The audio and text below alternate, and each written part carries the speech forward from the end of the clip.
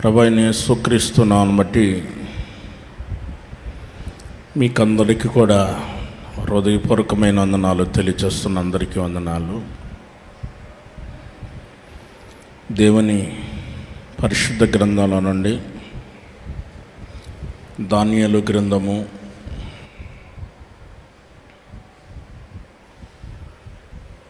9వ అధ్యాయము 22వ వాక్యాన్ని చదువుకుందాం. అతడు నాతో మాట్లాడి ఆ సంగతి నాకు తెలియచేసి ఇట్లా, నేను దానియేలు నీకు గ్రహింప శక్తి ఇచ్చుటకు నేను వచ్చితిని. ఆమేన్, హల్లెలూయా.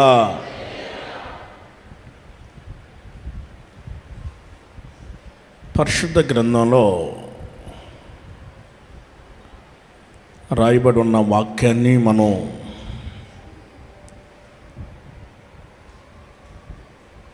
గమనించినట్లయితే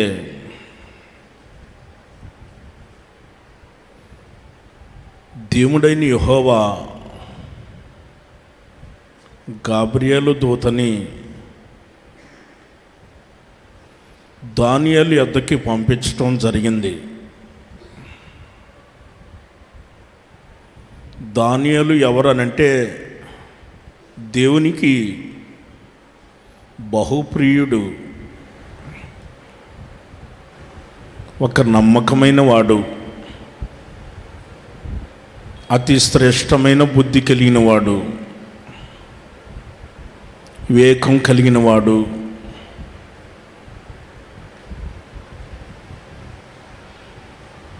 దానియేలు యొద్దకి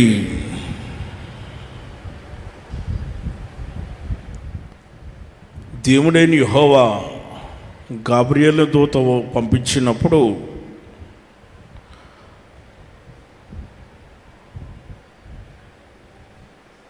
కొన్ని సంగతులు గాబ్రియేలు దూత దానియేలుకు చెప్పటం జరిగింది. అవన్నీ జరగబోయే విషయాలన్నీ కూడా చెప్పటం జరిగింది.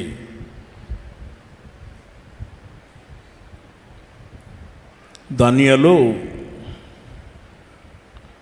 నీకు గ్రహింప శక్తి ఇచ్చుటకు నేను వచ్చితిని అన్న విషయాన్ని మనం పరిశుద్ధ గ్రంథం లేఖనాల్లో చూస్తున్నాం. పరిశుద్ధ గ్రంథంలో మనం చదువుకున్న వాక్యాన్ని గమనించినప్పుడు ఒక శక్తి అంటే అది ఎలాంటిది అని అంటే గ్రహింపగలిగిన ఒక శక్తి కావాలి. ఆ శక్తి దేవుని యొక్క శక్తి. దేవుని యొక్క శక్తిని గ్రహించాలి. భూమి మీద దానియేలు జీవిస్తున్న రోజుల్లో జరిగిన యొక్క సంఘటనలు ఇవి. దేవుని ఎడల భయభక్తులు కలిగి దేవుని అడుగుజాడల్లో నడిపించబడుతున్న పరిస్థితులు అవి. అలాంటి పరిస్థితిలో దేవుడైన యెహోవా దానియేలుకి ఒక గ్రహింపగలిగిన ఒక శక్తి ఇవ్వాలని దేవుడు ఎంతో ఆశపడ్డాడు. అందుకే గాబ్రియేలు దూతని పంపించాడు. ఆ శక్తిని నువ్వు ఇవ్వు, తీసుకొని వెళ్ళని గాబ్రియేలు దూతను పంపించాడు.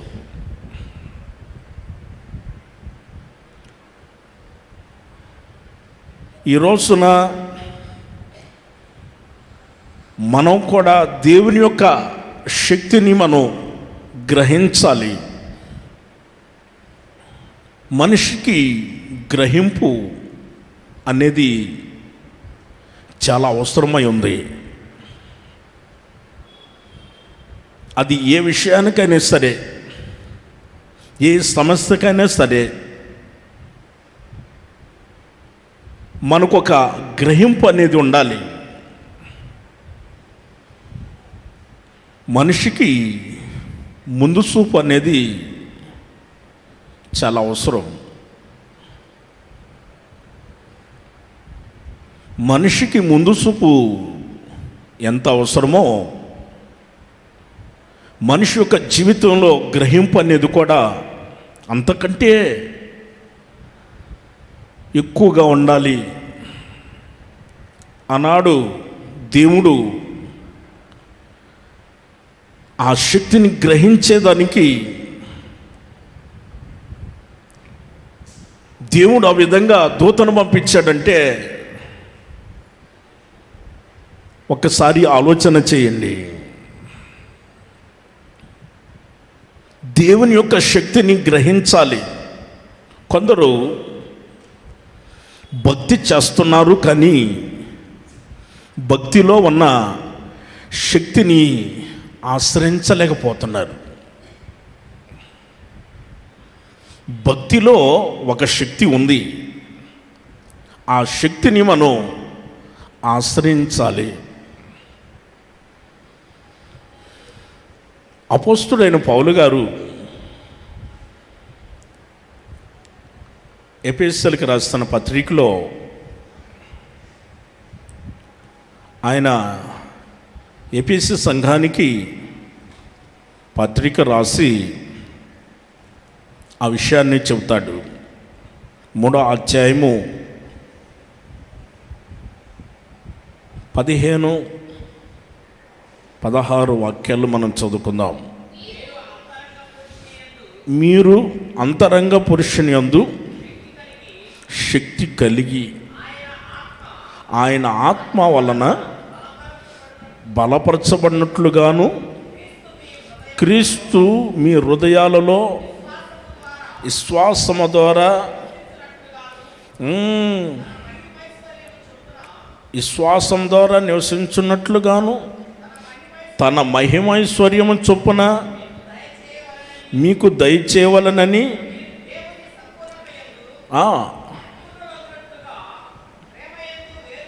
ప్రేమయందు ఏరుపారి స్థిరపడి సమస్తమైన పరిశుద్ధులతో కూడా దాని వెడల్పు, పొడుగు, ఎత్తు, లోతు అది ఎంతో మీరు గ్రహించాలి.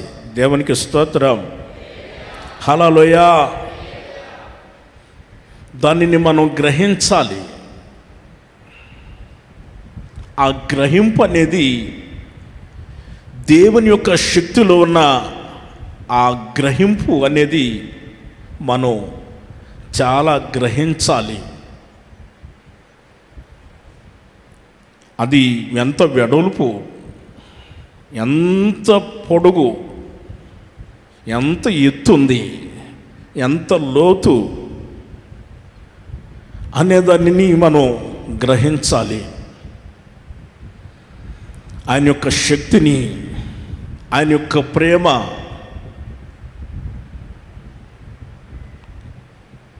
మనం గ్రహించాలి. మనం పరిశుద్ధాత్మ వలన బలపరచబడి ప్రభువైన యేసుక్రీస్తు మన హృదయాలలో విశ్వాసం అనేది ఎప్పుడైతే మన జీవితాల్లో కలుగుచున్నదో ఆ యొక్క విశ్వాసము ద్వారా ఆయన నివసిస్తున్నాడు. దేవునికి స్తోత్రం, హల్లెలూయా. ఆనాడు అనేక మర్మాలు, అనేకమైన గూఢమైన సంగతులు, జరగబోయే విషయాలు అన్నీ కూడా దానియేలుకు చెప్తే దానియేలు ఆలోచిస్తున్నాడు.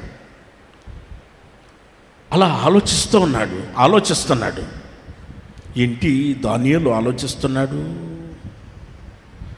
గ్రహించలేకపోతున్నాడా అని దేవుడు వెంటనే గబ్రియేలు దూతను పంపించి, గ్రహింపు శక్తి నువ్వు, గ్రహింపు శక్తి నువ్వు, వెళ్ళు, గ్రహింపు శక్తి నువ్వు, గ్రహింపు శక్తిని ఇస్తే వాళ్ళు గ్రహిస్తారు. అనేకమైన సంగతులు ఉన్నాయి బైబిల్ గ్రంథంలో. దేవుడు ఎన్నో విషయాలు మనకు బయలుపరిచాడు. మన జీవితాలకు కావలసిన అనేకమైన మనకు తెలియపరిచాడు. ఆ సంగతులన్నీ కూడా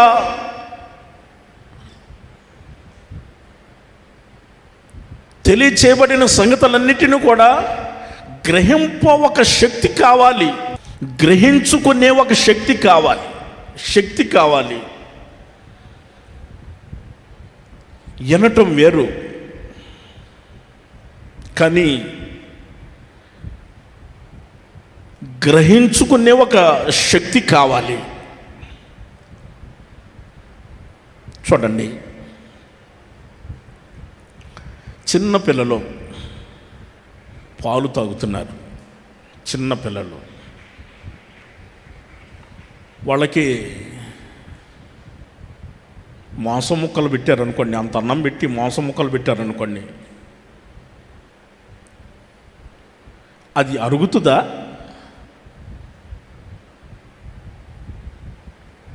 మీకు తెలుసు కదమ్మా, పిల్లల్ని కన్నవాళ్ళు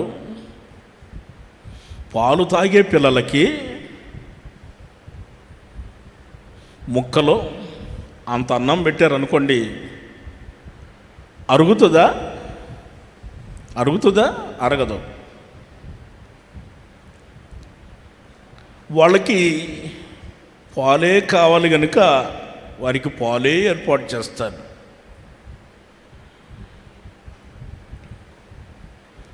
దేవుడు చూడండి, ప్రతి మనిషి కూడా ఏది కావాలో అది దేవుడు మనుషులకు ఏర్పాటు చేశాడు.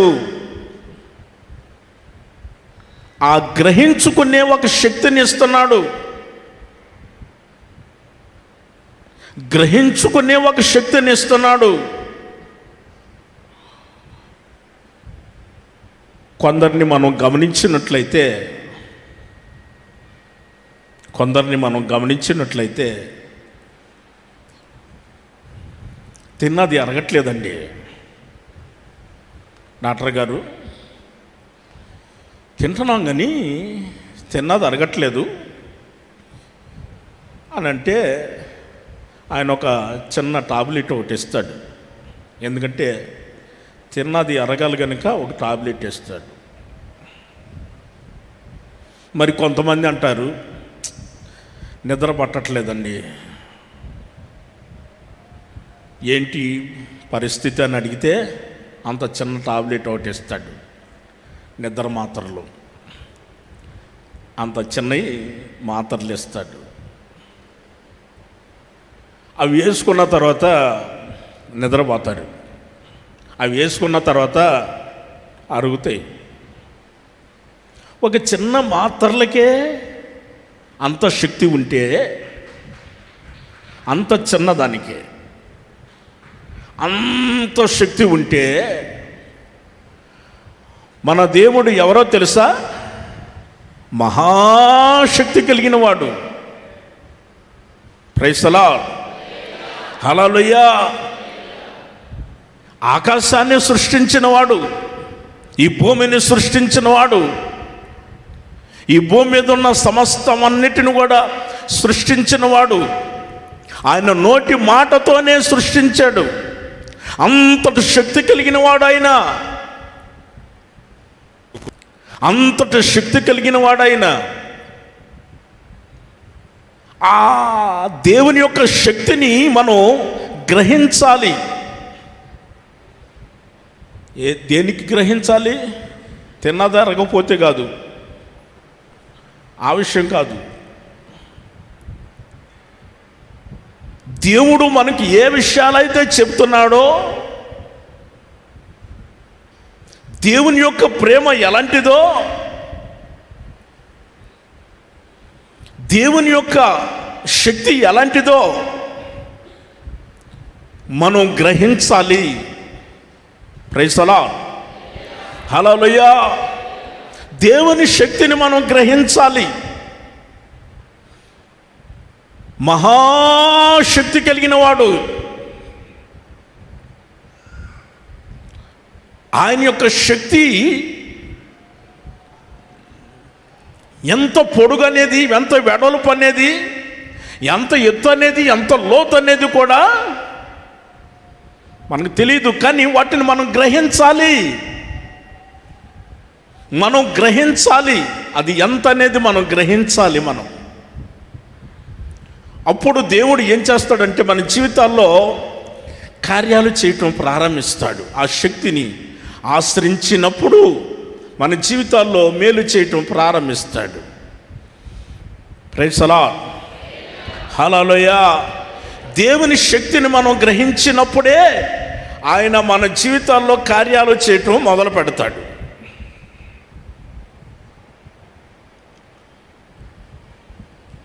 ఆ మాట చెబుతాడు ఇక్కడ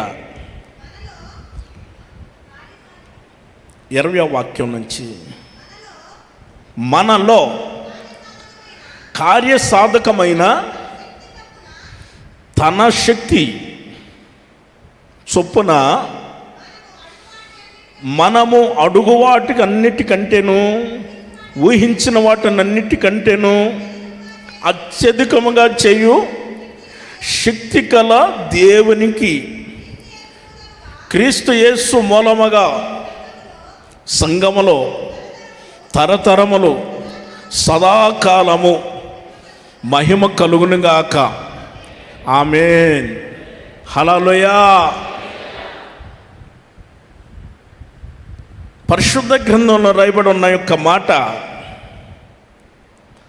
మనలో కార్యసాధకమైన తన శక్తి చొప్పున మనము అడుగున్న వాటికంటే, ఊహించిన వాటినన్నిటికంటే అత్యధికంగా చేస్తాడు దేవుడు. గమనించారా? మనం ఊహించలేదు, మనం అడిగింది అనుకంటే మనం అడుగుతున్నాం. మనం చాలా అడుగుతున్నాం, ప్రార్థన చేసి దేవుణ్ణి చాలా అడుగుతున్నాము. వాటి అన్నిటికంటే, ఊహించిన దానికంటే అత్యధికంగా చేయుటకు ఆయన శక్తి కలిగిన దేవుడు. ఆయన చేస్తాడు. చేసేదానికి ఆయన అంతట శక్తి కలిగిన దేవుడు. దేవునికి స్తోత్రం. హల్లెలూయా. ఇదంతా కూడా ఎవరి వలన జరుగుతుందంటే క్రీస్తు యేసు మూలముగా అని రాయబడి ఉంది అక్కడ. క్రీస్తు యేసు మూలముగా ఇవన్నీ కూడా మన జీవితాల్లో కార్యాలు చేయటం ప్రారంభిస్తాడు. మనం ఏం చేయాలంటే ఆయన శక్తిని మనం గ్రహించాలి. ఒక మనుషుడు శక్తిని గ్రహిస్తున్నారే, వీరుడు సూర్యుడు ఉన్నాడే, ఇతను ఖచ్చితంగా గెలుస్తాడు, ఇతను ఖచ్చితంగా గెలుస్తాడు అని ఆ కుస్తీ పోటీలకు వెళ్తున్నారనుకోండి,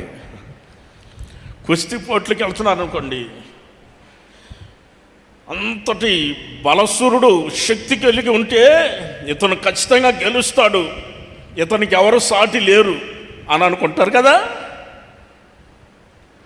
ఒక సామాన్యమైన మనుషుడు ఏమండి విరేచనాలు వచ్చింది అనుకోండి,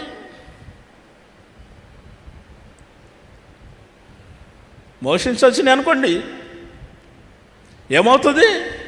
అంతటి వీరుడైనా సూర్యుడైనా శక్తి కలిగిన వాడైనా 5-6 సార్లు బాత్రూమ్ పోయొచ్చాడంటే అయిపోయింది. ఇక సార్ కొంచెం చూపిస్తారా మీ బలాన్ని? నిన్న బాగా చూపించారండి, కుస్తీ పోటీల్లో బాగా పోరాడారు, మీ కండలు బాగా చూపించారు, ఒకసారి మీ కండలు చూపిస్తారా? ఏంటి సార్ చూపించరా? సార్ చూపించలేనయ్యా, నిన్న బాగానే ఉన్నారు కదండి. నిన్న బాగానే ఉన్నాను, ఏంటి ఈరోజు శక్తి లేదు. ఇప్పటికే బాత్రూమ్ పోయించున్నాను.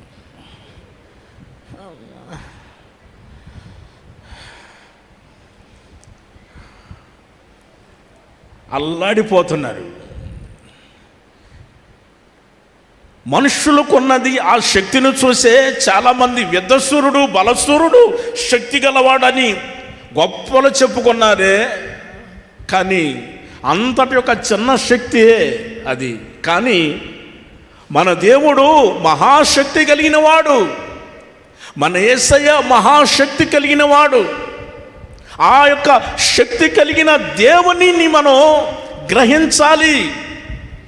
ఈయన మనం అడిగిన వాటికంటే, ఊహించిన వాటి అన్నిటికంటే అత్యధికముగా చేయుటకు శక్తి కలిగిన దేవుడని ఆయన మీద ఒక నమ్మకం ఉండాలి. ఆమేన్, హల్లెలూయా. ఆ విషయాన్నే దేవుడు ఈరోజు ఆయన మనతో మాట్లాడుచున్నాడు. దేవుని అడుగుజాడలో మనం నడిపించబడుతున్న సమయాలలో దేవుడు మన పట్ల ఆయన ఏం చేయబోతున్నాడంటే, ఈ విధంగా ఆయన మనకు శక్తినిచ్చి నడిపిస్తున్నాడు. శక్తిని దేవుడు ప్రతి ఒక్కరికి అనుగ్రహించునగాక. ఆమేన్. రెండవదిగా మనం గమనించినట్లయితే లోకాసు సువార్త 24వ అధ్యాయము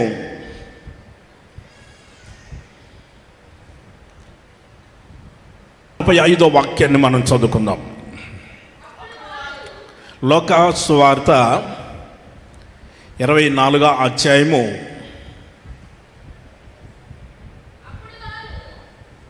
45వ వాక్యం. అప్పుడు వారు లేఖనము గ్రహించున్నట్లుగా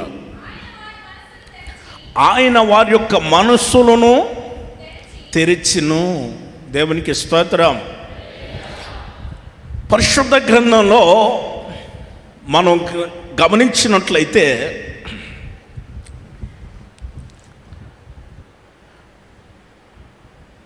ప్రభు అయిన యేసుక్రీస్తు తన శిష్యుల దగ్గరికి వచ్చాడు. వారు ఇంకా ఆలోచిస్తున్నారు.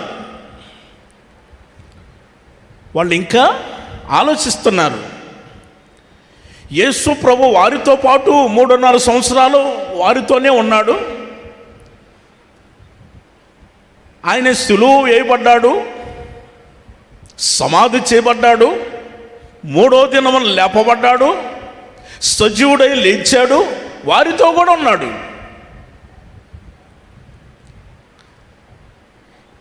వాళ్ళు ఇంకా గ్రహించట్లేదు.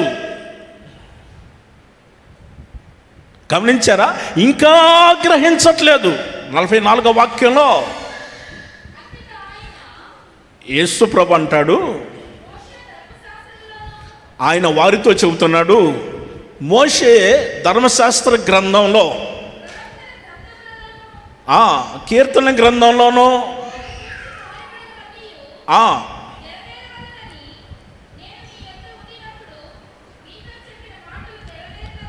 మీతో చెప్పబడిన విషయాలు ప్రవక్తలు మీతో చెప్పారే.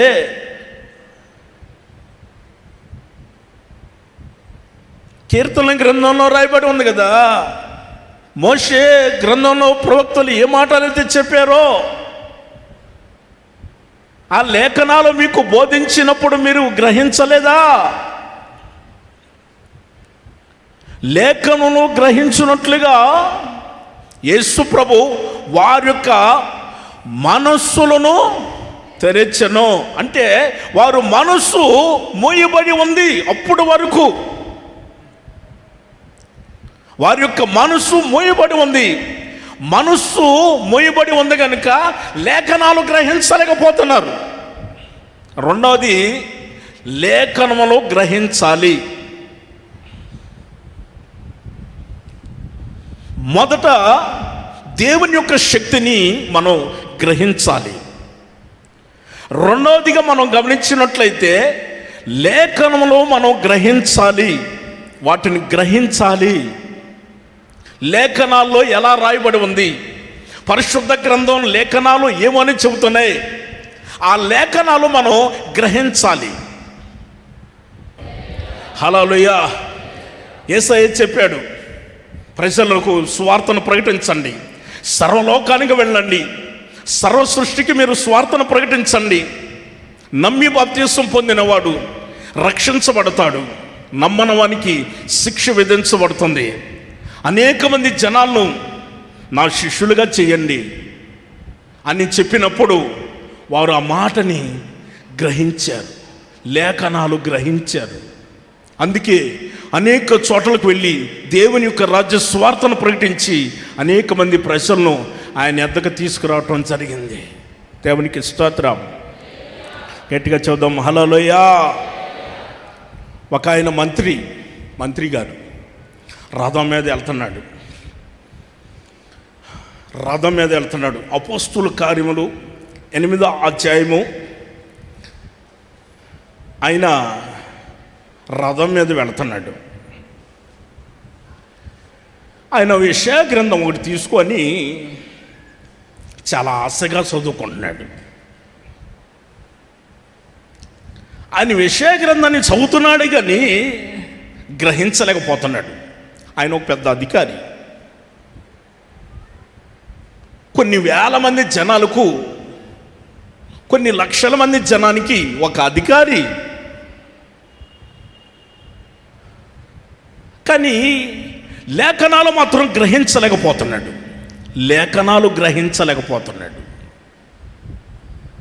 ఈ రోజుల్లో కూడా చాలామంది పెద్ద పెద్ద చదువులు చదివిన వాళ్ళు ఉన్నారు కానీ బైబిల్ చదవాలంటే చాలా భయపడతారు.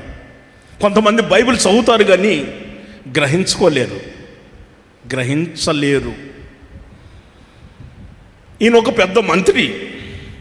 ఈ మంత్రి గారు రథం మీద వెళతా యెషయా గ్రంథాన్ని చదువుతున్నాడు కానీ గ్రహించలేకపోతున్నాడు. 8వ అధ్యాయము అపోస్తుల కార్యములు 8వ అధ్యాయము 29-30. అప్పుడు ఆత్మ పిలుపుతో నీవు ఆ రథం దగ్గరికి పోయి దాన్ని కలుసుకొనము అని చెప్పాను.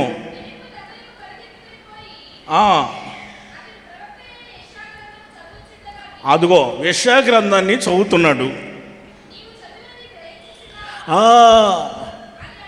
సార్ ఏమండి సార్, మంత్రి గారు ఏమండో, ఏంటయ్యా నేను మంచి ధ్యానంలో ఉన్నాను, నేను చదువుకుంటా. కాదండి, మీరు యెషయా గ్రంథాన్ని చదువుతున్నారు కదా, మీరు చదివేది ఏమైనా గ్రహిస్తున్నారా?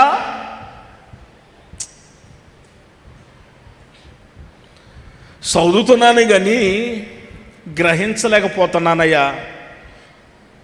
31వ వాక్యం. ఆ మంత్రి అంటాడు, ఎవరైనా సరే నాకు త్రోవ చూపుకుంటే నాకు ఎలాగ గ్రహించగలను? అప్పుడు రథం మీద ఎక్కించుకున్న తర్వాత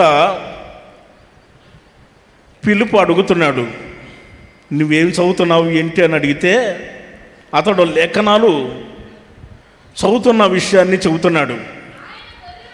ఆయన గొర్రె వలె వదకు తేబడెను, బొచ్చు కత్తిరించు వాని ఎదుట గొర్రె పిల్ల ఎలాగో మౌనంగా ఉండెనో అలాగే ఆయన నోరు తెరవక ఉండెను. ఎవరయ్యా? గొర్రె పిల్ల, గొర్రె పిల్ల, వదకు తేబడిన గొర్రె మౌనంగా ఉన్నదంట, నోరు తెరవట్లేదంట. ఏంటయ్యా? ఎవరు? చదువుతున్నాను కానీ, లేఖనాలు చదువుతున్నాను కానీ గ్రహించలేకపోతున్నానయ్యా అని అన్నాడు. ఓహో, గ్రహించలేకపోతున్నావా? అప్పుడు యేసు ప్రభు గురించి మాట్లాడాడు. యేసు ప్రభు గురించి చెప్పాడు. దైవ సేవకుడు వెంటనే చెబుతున్నాడు, యేసు ప్రభు ఈ లోకానికి వచ్చాడు, ఆయన దీనుడై ఈ లోకానికి వచ్చాడు. మానవ ఆకారంతో ఈ లోకానికి వచ్చి మనుషులందరికీ గొప్ప విమోచన కలుగు చేశాడు. ఆయన మౌనంగా ఉన్నాడు, నోరు తెరవలేదు. చాలా మాటలు అన్నారు యేసు ప్రభుని, చాలా నిందించారు, అవమానపరిచారు, కించపరిచారు, దూషించారు. కానీ ఆయన మౌనంగా ఉన్నాడు. ఆయన మౌనంగా ఉన్నాడు. వదకు తేబడిన గొర్రె పిల్ల వలె ఉన్నాడు. ఆయన మౌనంగా ఉన్నాడు, నోరు తెరవలేదు. ఆయన యేసు ప్రభు గురించి ఎప్పుడైతే ఆ సమాచారాన్ని ఎప్పుడైతే ప్రకటించి ఆ విషయాన్ని చెప్పాడో, వెంటనే ఆ మంత్రి గారు అంటాడు, అయ్యా నాకు రక్షణ చాలా అవసరం, బాప్తిసం ఇస్తారా? ఇదిగో నీళ్ళు ఇక్కడే ఉన్నాయి, నాకు ఎందుకు ఆలస్యం, నాకు బాప్తిసం ఇచ్చేయండి అని అన్నాడు. వెంటనే అప్పటికప్పుడే బాప్తిసం ఇవ్వటం జరిగింది. ఆ విషయాన్ని చదవండి. 38వ వాక్యం,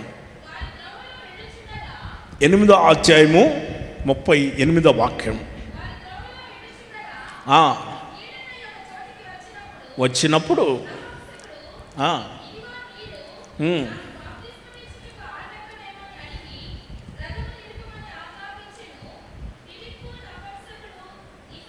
ఇద్దరును నీళ్ళలోనికి దిగిరి అంతటా పిలుపును అతనికి బాప్తిసం ఇచ్చెను. దేవునికి స్తోత్రం. చెప్దాం గట్టిగా, హల్లెలూయా. లేఖనాలు గ్రహించిన వ్యక్తి ఆలస్యం చేయలా. లేఖనాలు గ్రహించిన వాళ్ళు ఆలస్యం చేయరు, వెంటనే బాప్తిసం పొందుతారు. అప్పుడు వరకు లేఖనాలు గ్రహించలేకపోతున్నాడు. బైబిల్ చదువుతున్నాడే కానీ అర్థం కావట్లేదు. బైబిల్ చదువుతున్నాడు, అర్థం కావట్లేదు. బైబిల్ చదువుతున్నాడు, అర్థం కావట్లేదు. ఈ రోజున కూడా చాలామంది బైబిల్ వరుసగా చదువుకుంటూ పోతున్నారు, కానీ గ్రహించలేకపోతున్నారు. గ్రహించిన ఈ మంత్రి గారు వెంటనే బాప్తిసం పొందాడండి. దేవునికి స్తోత్రం, హల్లెలూయా. లేఖనాలు గ్రహించాలి. మూడవది మత్తయి సువార్త 16వ అధ్యాయము 9వ వాక్యం నుండి మనం చదువుకుందాం. మీరు ఇంకనూ గ్రహింపలేరా?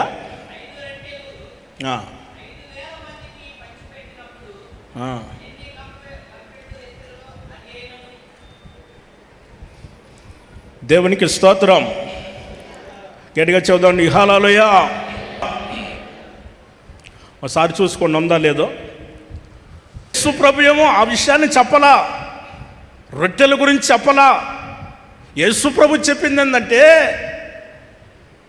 పులిసిన పిండి గురించి చెప్పాడు. ఆయన పులిసిన పిండి అంటే ఏంటో తెలుసా? పులిసిన పిండి అంటే ఏమిటో తెలుసా? మత్తయి సువార్త 16వ అధ్యాయము 12వ వాక్యం. అప్పుడు రొట్టెలు పులిసిన పిండిని గురించి కాదు కానీ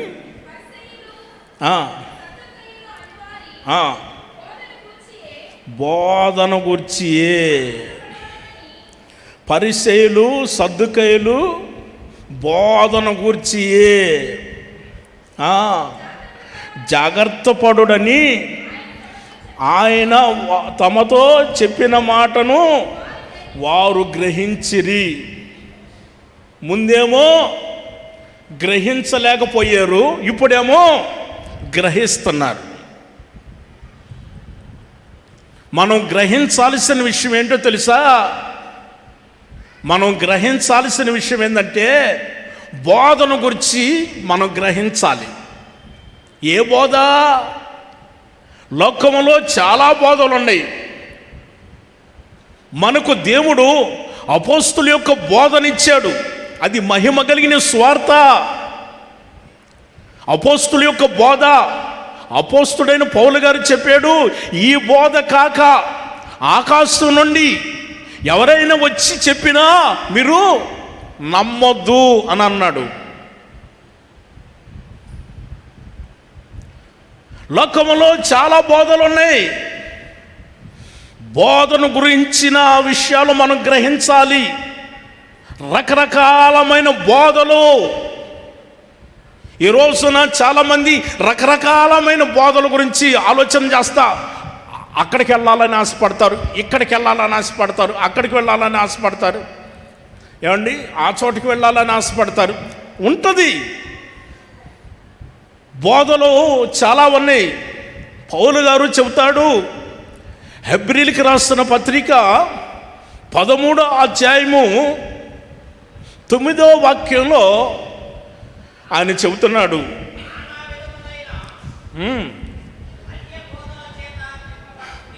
నానా బోధల చేత, అన్య బోధలు చేత మీరు త్రిప్పబడుకుడి. దేవునికి స్తోత్రం, హల్లెలూయా. భోజన పదార్థం బట్టి కాక కృపను బట్టియే మీ హృదయాలను స్థిరపరచుకొనుట మంచిది. దేవునికి స్తోత్రం, హల్లెలూయా. పౌలు గారు చెబుతున్నాడు, నానా బోధలు ఉన్నాయి లోకములో, నానా బోధలు ఉన్నాయి. ఆ అన్య బోధల చేత మీరు త్రిప్పబడుకుడి అని అన్నాడు. త్రిప్పబడుకుడి, ఇక్కడ బాగానే ఉన్నారు, తర్వాత త్రిప్పబడుతున్నారు. ఇక్కడ బాగానే ఉన్నారు, తర్వాత త్రిప్పబడుతున్నారు. త్రిప్పబడిన తర్వాత ఎలా ఉంటుంది?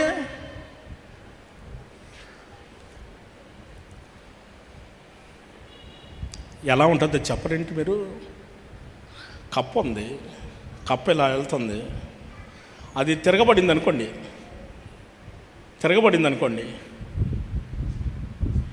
ఇలా ఇలా కొట్టుకుంటుంది, అక్కడే ఉంటుంది, ముందుకు పోలేదు, పోతుందా? ఏంటి నన్ను అలాగే చూస్తారు? ఇట్ట ఇట్ట ఇట్ట ఇట్ట ఇట్ట నడుస్తుంది, కాళ్ళతో ఇలా నడుస్తుంది, అటు ఇటు చూసి ఒకసారి దూకుతుంది. అది త్రిప్పబడింది అనుకోండి, తిరగబడింది అనుకోండి, తిరగబడితే అది అక్కడే ఉండి అక్కడే ఉంటుంది. ఇక ఎటు పోలేదు, పోతుందా? మీరు చూడండి ఒకసారి, కప్పని తిరగేసి చూడండి, ఏమన్నదలే, కప్పు ఏమన్నదో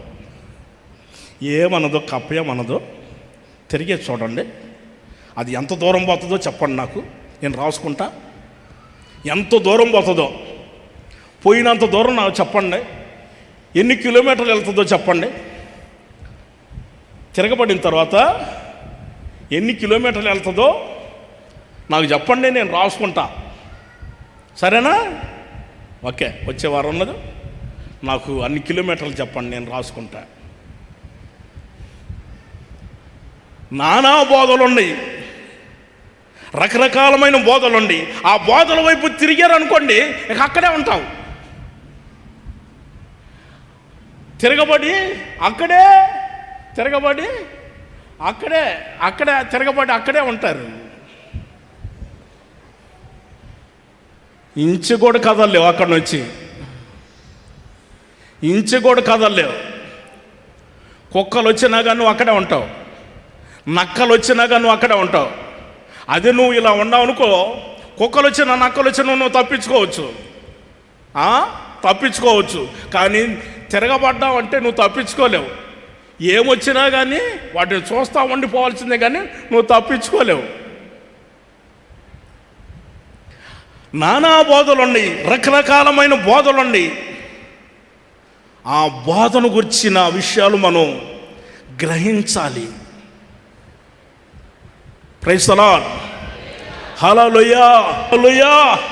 ఈ వాక్యం దేవుడు అందరి హృదయాలలో ఫలింపచేయును గాక. దేవుడు ప్రతి ఒక్కరిని ఉన్నతమైన స్థితిలోనికి దేవుడు తీసుకొచ్చును గాక. ప్రతి వారిని దేవుడు ఆశీర్వదించును గాక. ఆమేన్. తలను వంచండి, ప్రార్థన చేసుకుందాం. సన్నిధిలో నా హృదయమును నిలవలే మరించునాట్లు నీ పాదపీఠముగా నన్ను మార్చుమా, నీ పాదపీఠముగా నన్ను మార్చుమా.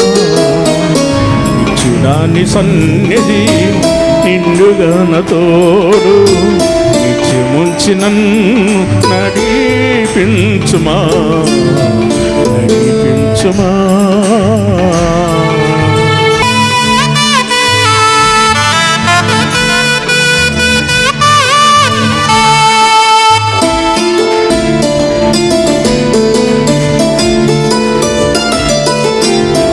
నీ సముఖములో కాలుచున్న రాళ్ళ వల్లే నీ మనసు నన్ను తలచితివా.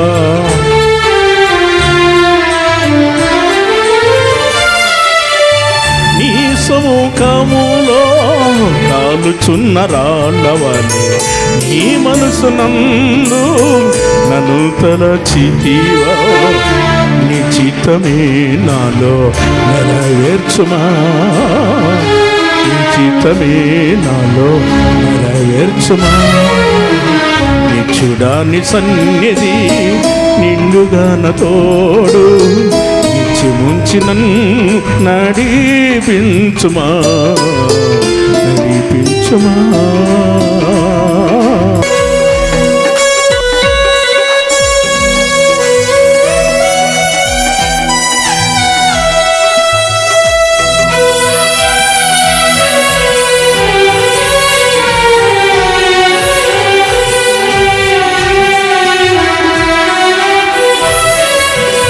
పైన మా దేవా, శక్తి కలిగిన మా తండ్రి, పరిశుద్ధుడా మీకు స్తోత్రాలు. ఈ ఆరాధనకు మీరు అధ్యక్షతను ఇచ్చి నడిపించారు. పాఠాల ద్వారా, సాక్ష్యాల ద్వారా ఆరాధనకు యోగ్యుడిగా నడిపించారు. అందుకొరకై మీకు స్తోత్రాలు.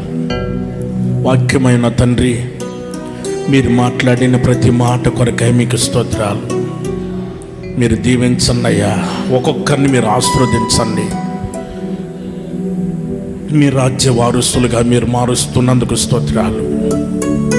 మీ యొక్క శక్తిని గ్రహించడానికి మీరే వచ్చి ఉన్నారయ్యా. ప్రతి వారు కూడా తండ్రి మీ యొక్క ప్రేమను, మీ శక్తిని గ్రహించున్నట్లుగా పరిశుద్ధాత్మ చేత మీరు నింపినందుకై మీకు స్తోత్రాలయ్యా. ఒక్కొక్కరిని మీరు బలపరిచినందుకై స్తోత్రాలు. ఆత్మ వలన మీరు బలపరిచి ఒక్కొక్కరిని మీ శక్తిని గ్రహించే ఆలోచన ప్రభా మీరు ఇచ్చినందుకై స్తోత్రాలు. ప్రతి బిడ్డలను దీవించన్నయ్యా, ఆశీర్వదించండి తండ్రి, ఘనపరచన్నయ్యా. లేఖనాలు గ్రహించినట్లుగా మీరు సహాయం చేయండి, బోధను గ్రహించినట్లుగా మీరు సహాయం చేయండి. ఈ శ్వాసము చేత దేవుని వాక్యాన్ని గ్రహించున్నట్లుగా మంచి మనస్సును ఒక్కొక్కరికి మీరు అనుగ్రహించన్నయ్యా. మీకు స్తోత్రాలు తండ్రి.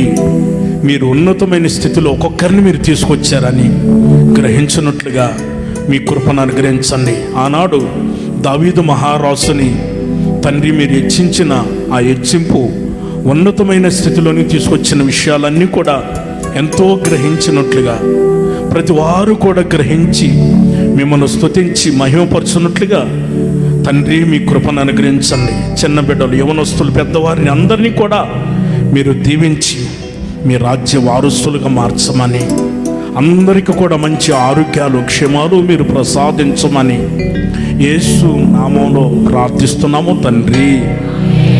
ఆమేన్.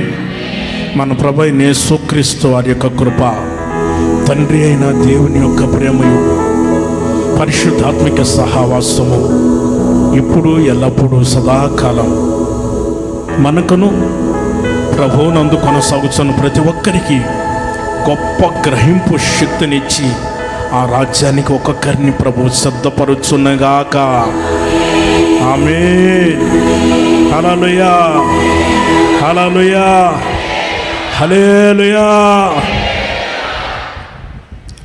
ప్రభువైన యేసుక్రీస్తు నామమును బట్టి మీకందరికీ కూడా హృదయపూర్వకమైన వందనాలు తెలియజేస్తాను అందరికీ.